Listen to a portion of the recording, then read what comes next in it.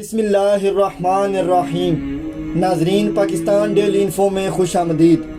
ایک عام چور اور ایک سیاسی چور میں کیا فرق ہوتا ہے؟ عام چور آپ کے پیسے، گھڑی، بٹوا، زیورات اور موبائل فون کو چوری کرتا ہے، جبکہ ایک سیاسی چور آپ سے آپ کا مستقبل، تعلیم، صحت اور کاروبار کو چوری کر لیتا ہے۔ یہاں مزاحیہ بات یہ ہے کہ عام چور اس بات کا فیصلہ کرتا ہے کہ کس آدمی کو لوٹنا ہے، وہ انتخاب کرتا ہے کہ کس شخص کی چوری کرنی ہے، لیکن سیاسی چوروں کو ہم عوام خود منتخب کرتے ہیں۔ جی ہاں، ہم اپنے ووٹ کے ذریعے ان سیاسی چوروں کو خود پر مسلط کر لیتے ہیں اور پھر یہ عوام کو اپنے مفادات کے لیے لوٹتے رہتے ہیں۔ اس سارے مسئلے کا مضحکہ خیز حصہ یہ ہے کہ عام چور سے اپنے مال کی حفاظت کا ہم خوب بندوبست کرتے ہیں، یہاں تک کہ لڑنے کے لیے تیار ہو جاتے ہیں اور جان کی بازی تک اکثر لگا دی جاتی ہے، لیکن سیاسی چوروں کو ہم آپس میں ایک دوسرے کے ساتھ لڑ جھگڑ کر پناہ فراہم کر رہے ہوتے ہیں۔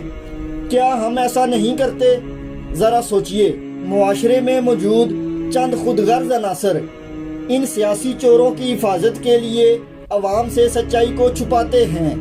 عوام کو دھوکہ دے کر سیاسی چوروں کو فائدہ پہنچایا جاتا ہے، جو کہ ہمارے مستقبل، خوشی، صحت، تعلیم اور ہماری کامیابی کو ہم سے چھین رہے ہوتے ہیں۔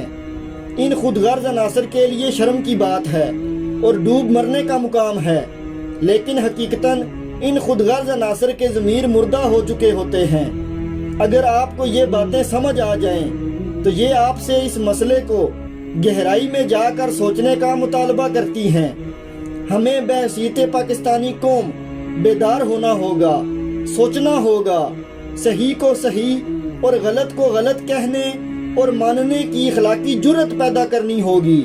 نامور صحافی اور کالم نگار حسن نثار نے ایک سوال کے جواب میں کہا تھا کہ ملک پاکستان میں وسائل کی کوئی کمی نہیں ہے بلکہ اخلاقیات کی کمی ہے۔ ہمیں اپنے مسائل کو خود حل کرنا ہوگا، نظام بدلنا ہوگا، کیونکہ موجودہ نظام حکومت ایک انتہائی بوسیدہ نظام ہے۔ اس نے 75 سالوں میں اس ملک کو شدید مقروض کر دیا ہے اور عوام کو غلامی کی زنجیروں میں جکڑ دیا ہے۔ یہ کیسا نظام ہے جس نے ملک کو تو برائے نام آزاد رکھا ہوا ہے لیکن عوام کو مکمل طور پر غلام کر دیا ہے؟ ناظرین، ویڈیو کے آنے والے حصے میں جو باتیں بیان کی جائیں گی، ان کا مضمون ڈاکٹر طاہر القادری کی ایک 27 سال پرانی تقریر سے لیا گیا ہے۔ 75 سالوں سے اس ملک میں 3 طرح کے لوگ حکمران رہے ہیں: جاگیردار، سرمایہ دار اور فوجی ڈکٹیٹر۔ ان تینوں شخصیات کی نفسیات ایک جیسی ہوتی ہیں اور ان تینوں کی نفسیات جمہوریت کی نفی ہیں۔ جاگیردار، اس کا براٹا پیسے ماحول میں ہوا ہے، اس کی نفسیات نے نشو نما ایسے ماحول میں پائی ہے کہ اس نے جس بیٹی کو پسند کیا اسے اٹھا لیا۔ اسے قوم کی بیٹی کی عزت اپنی بیٹی کی عزت دکھائی نہیں دیتی۔ جس نے سر اٹھایا اس کی چوری کروا دی، جس نے اختلاف کیا اسے اغوا کروا دیا، جس نے مخالفت کی اس پر پرچے کٹوا دیے اور اسے قتل کروا دیا۔ جاگیردار کی نفسیات ایسے ماحول میں بنتی ہیں تو جب وہ پورے ملک کا اقتدار سنبھالتا ہے تو وہ پورے ملک کو اپنی جاگیر کے طور پر چلانا چاہتا ہے۔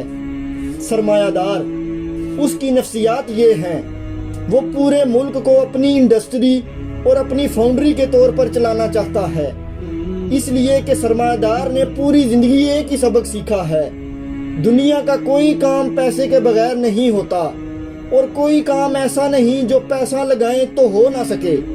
ایک ہی اصول ہے، وہ ہر ایک چیز کو خریدنا جانتا ہے، ایک چپڑاسی سے لے کر بجلی کی لائن مین تک، ایک ڈی ایس پی سے لے کر انکم ٹیکس کے کمشنر تک، ایک علاقائی سیاسی رہنما سے لے کر جج تک۔ اس نے ہر ایک کو پیسے سے خریدنا سیکھا ہے۔ جب وہ ملک کا اقتدار سنبھالتا ہے تو سارے ادارے پیسے سے خریدنا چاہتا ہے، اس سے پورے کے پورے ملک کا نظام تباہ ہو جاتا ہے۔ اس کی نفسیات میں بھی جمہوریت کی نفی ہے۔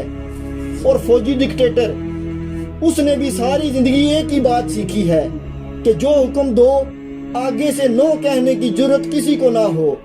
جب وہ اقتدار کی بھاگ دوڑ اپنے ہاتھ میں لیتا ہے تو وہ پورے ملک کو بٹالین کی طرح چلانا چاہتا ہے۔ 75 سالوں سے ملک کی زمانے اقتدار بدل بدل کر ان 3 طبقات کے پاس رہی ہے۔ یہی وجہ ہے کہ چہرے بدلتے رہے ہیں۔